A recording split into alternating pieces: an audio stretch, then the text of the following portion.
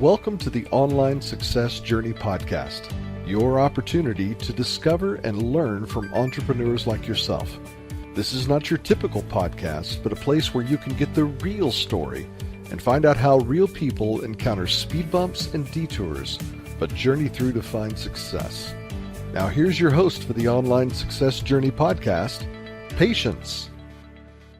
Hello everyone and welcome to Online Success Journey. This is episode 38. Are you ready to join the clan?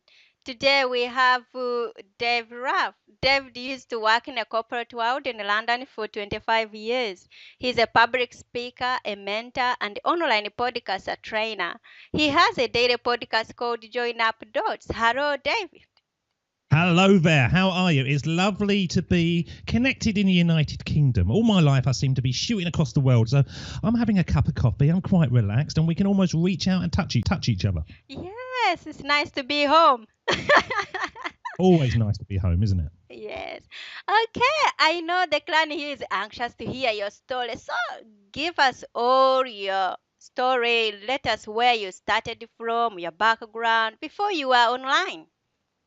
Well, it's funny, I was online before I was online. I used to dabble around in things. So when I was in a corporate gig, I used to sit there messing around, creating little websites and passive income streams. And I had this dream of being able to create a living by not actually doing anything at all. And now I'm into it. I realize the real fun is the doing, not the not doing. If you had a life that you weren't having to do anything, but you were still earning income, it actually is a bit boring. So when I quit my corporate gig, I decided in a very short period of time that I was going to be a podcaster, only because, Patience, I listened to other people and I thought, I could do that. I think I'd be quite good at that. And that was all I had. That was the only thing to go on. And it's gone very well since then. So I quit my job. I became full-time podcaster in about 6 months. So the first 6 months I didn't earn anything at all. Then I replaced my income, and it's just gone up and up and up since then. And we're sitting quite high in the charts, and it's exciting really to be surrounded by the Pat Flynn's and the Tim Ferrisses and see my little name next to them. So life is good. Wow, that's a great background where you are now. So help us connect with you. Tell us one thing, either a business or a personal, that we want to know about you, even if we have been following you for a while. I am the world's most sexy podcaster. No, that would be a good thing to actually share, but no, that isn't true. I've got 5 kids. I've got a grandson. I've got a snail. I've got a cat. And I live in Essex, about 40 minutes outside London. And it does give you a different vocabulary and a way of speaking that I didn't realize was going to be so important on a podcast. I have so many people contact me and go, oh, I just love your voice. But you don't realize it's a talent, it's a tool when you start, because it's just how you speak. But my location has been a real big bonus, being just outside London. So I haven't got too strong an accent, but I'm very English in the way I speak. Wow. Okay. All right. So you have been in the game for now nearly 2 years, so you are comfortable. So people tend to think now that you have been in the game for a while, you are now comfortable, you are successful. Did you have any setbacks, any failures while setting up your online business? Oh, I had so many setbacks. Looking back, if I actually had to look back and pinpoint things, yes, of course I did. Everybody's done some stupid stuff. But I always had the mindset that I never had setback. It was only learning. So there's been some things. I was talking to my wife the other day and I went, oh, God, if I'd only realised that 2 years ago, where would I be? And she said, yeah, but you couldn't realise that because you weren't at that point in your journey, which is absolutely true. So, yeah, there has been some things that I look back on and I think, oh, I could have done that better. But I couldn't have done, because you can only say that when you've moved on to that next level in your experience and you can see what you should have done. And I think that is the way that success is built, by accepting that it's going to take a time. And if you think you're going to do it in 6 months, then say it's going to take a year, because it's always probably 2 or 3 times longer than you expect. Stop comparing yourself to other people. And if you do stuff that's really stupid, then just learn from it. Just learn from it and think, right, okay, I won't do that again. Because believe me, you're going to do other stupid things as you move through. What mistake did you do that you can't even think that you should share it? Well, it's not sort of big ones. It's just sort of little ones. I think that at the beginning, I focused too much on promotion and not enough on content. So even at the beginning, I was doing 7 days a week, free an hour free flowing conversation 7 days a week. And I look back on it now and I think what people want, they don't want lots of tweets coming out and lots of Facebook posts. They want really good quality content.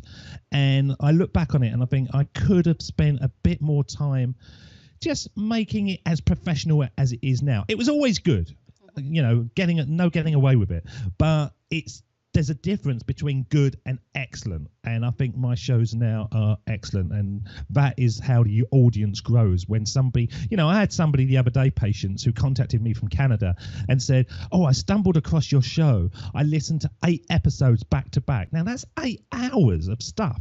Wow. So it must be, there must be some content in there that people like. And I think that's the key thing. If you can provide content that people do like, and when they stumble across you, they then listen to other ones and then start sharing. I heard this podcast the other day with Patience. It was brilliant. Then that's how it starts winning. So I think I spent too much time promoting when I should have been trying to focus in on the content. Okay. I know Declan is anxious here about you, how you got through, but we cover that in part 2. But for now, tell us, what do you think is the reason for your online success journey now? I think I'm good, actually. And that might sound arrogant, but I listen to a lot of podcasters out there and they haven't got the vocal capabilities of making their voice interesting. And there's a very different skill with talking on a one-to-one. If I was in a pub now, I wouldn't be speaking in the same way. But once you get onto the microphone, you've got to change your vocal technique. Now, I was very fortunate. I come from a training background, so I used to stand up and do presentations, and I'm aware of how you have to present yourself in certain ways. But I listen to a lot of podcasters and they don't change the way they speak on the microphone, and so it comes out flat. Now, I was talking to a guy who had about 30 years of radio experience, and he said that you've got to increase about 75% of your voice tone to become sounding normal on the radio. I wouldn't walk into the kitchen and I say to the wife, "Good morning, I'd like a cup of tea, please." On the microphone, you have to do that. Yeah, good morning, everybody, and welcome to Join Up Dots. And when it comes out into your ears, it sounds like you want to hear. And I think that is one of the things that I realized early on, and it's what's made me a success. I do put 120% passion in every time that I press record, because I know how it's going to come out to the listeners at the other end. You want to be engaged, you want to be entertained, you want to have the good content, and you want the host to sound like he's enjoying it as well. And hopefully that's a win-win. Wow. We are really enjoying you, Dave, as you are handsome and good. Okay, Dave, we know that everyone online wants to have their needs met, their problems solved. So what are you really focusing on in your podcast? Well, what, to make money for myself? No, to make us really move our businesses forward. Oh, right, okay. See, it's all me. I always think about me first of all. Oh, no, we this time. Okay. So in the show, what I try to do, my show is very much not the nuts and bolts of how to do stuff. It's very much the journey. Now, I do an hour plus show every single day, and we get very deep on the stumbles, the falls, and at the end of it, I know that there's an inspiration, there's a motivation. You really feel pumped up. Now, I listen back to my own shows. I can hear that. And even though I've recorded it, when I listen to it, I think to myself, yes, this is what I wanted. So what I try to do, I try to get that vibe of, come on, guys, get off your backside, go for it. It's not going to be easy, but you can go for it. And I know by myself feeling that, it ignites the guest, and when the two of us come together, it's like a big bonfire of motivation. So that is what I try to deliver. So I don't deliver the nuts and bolts of how to do stuff, but I do deliver the fact that nobody has the answers right at the beginning. Nobody knows how it's going to pan out, but unless you get going, it's not going to. Wow. Okay. So what other mistakes you have you seen around with new podcasters coming out? What other mistakes have you pointed out? Right, number one is that they stop. So they do about 7 to 15 shows and then they give up. So you're at, what, 38 or 48, did you say? I'm on 38. Right, okay, so you've gone past that, you see, so well done to you. You're steaming past. So 7 to 15, they buy all the equipment and then they give up. That's the first one. The second mistake is that they choose the wrong subject. They look around at other people that are doing stuff that they seemingly doing very well on, and they go, oh, I'm going to do that. Big mistake, because after a while you'll get bored with that subject because it's just not you. So I've got a training platform, Podcasters Mastery. We spend a lot of time getting people to understand who they are themselves before they start looking at who their customers are and their avatar. So it's a completely different way of doing it. And then the next bit I would say is the sound quality. You know, you really got to focus in on the sound quality at the beginning. You haven't got many chances to produce dodgy sound for the listeners to stick with you. So you've got to make that your priority right at the beginning. And then everything else is just keep on doing it. You're not going to be as good on your first episode as you are on your 10th and your 10th to your 500th and whatever. Just keep on doing it, because if you're going to be a podcaster, you're going to be doing it for the rest of your life. You know, hopefully you find the thing that you love. And that's one of the things that people said to me. They said, oh, you've done 500 plus episodes, don't you get bored? And I say, no, I've already got my 1,000th guest booked. I know who's going to be on my show, you know, in another 500 episodes. I can't get bored with doing this because it's what I love doing. And I think that is the key thing. You've got to find out what you love doing before you start putting yourself out there, because otherwise it's a slog. Ooh, okay. All right. So where do we find this program of yours, the Mastery of Podcasters? Right, you can go over to www.podcastersmastery.com. And we teach everything there. And it's funny, I've just this week I've had about 5 really established podcasters sign up for it, and they've actually said to me, we didn't realize you could do this. Well, it kind of blew my mind, because when you're kind of creating these platforms, you kind of think you're going to be teaching it for the newbies. And when these experienced people have come back to me and said, we've been using your systems for the last 3 shows, it's amazing. One of the things, Patience, I do is when I record my show, my editing process at the end of it, I can record, edit, produce my show in 19 seconds now. That's my average. And a lot of people take about an hour and a half, 2 hours per show. So I teach systems within the systems that mean that you can really just keep on bashing out the content. And that's the fun bit, as you know. Doing this is great. It's brilliant. You know, we could do this every day. But all the stuff behind the scenes is the bit that you want to sort of alleviate as much as possible. And that's what I teach in podcastersmastery.com. Okay. Clan, Dave is going to hang out and share more information about his journey with us. If you can relate where Dave started his journey so far, or if you just want to learn more about Dave, you can listen to the extended version of his journey at onlinesuccessjourney.com.